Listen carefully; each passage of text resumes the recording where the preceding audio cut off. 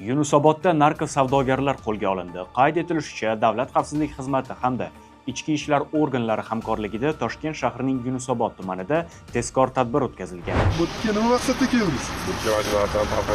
Nima bu?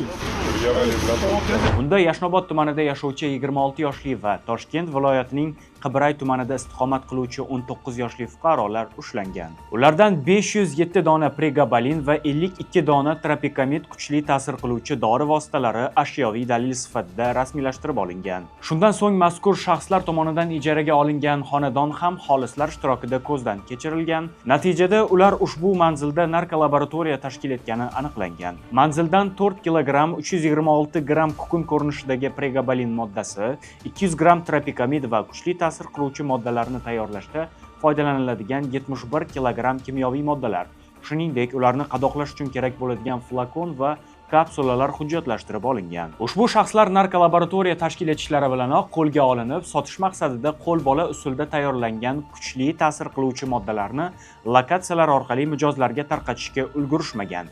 Bu bilan 208 ming dona bir martalik doza aholi orasida tarqatilishining oldi olingan. Hozirda ularga nisbatan Jinoyat kodeksining 251-moddasi 5-qismi giyohvandlik vositalari, ularning analoglari yoki psixotrop moddalar hisoblanmaydigan kuchli ta'sir qiluvchi moddalarni targ'ib qiluvchi mahsulotni tayyorlash, tarqatish, reklama qilish, namoyish etish yoki bunday zaharli moddalarni qonunga xilof ravishda muomalaga kiritish bilan jinoyat ishi qo'zg'atilib, qamoq ehtiyot chorasi qo'llangan. Bunday noqonuniy harakatlar sodir etgan shaxslar 7 yildan 10 yilgacha ozodlikdan mahrum qilish bilan jazolanishi mumkin. Eng so'nggi yangiliklardan xabardor bo'lish uchun Vaqt.uzga obuna bo'ling.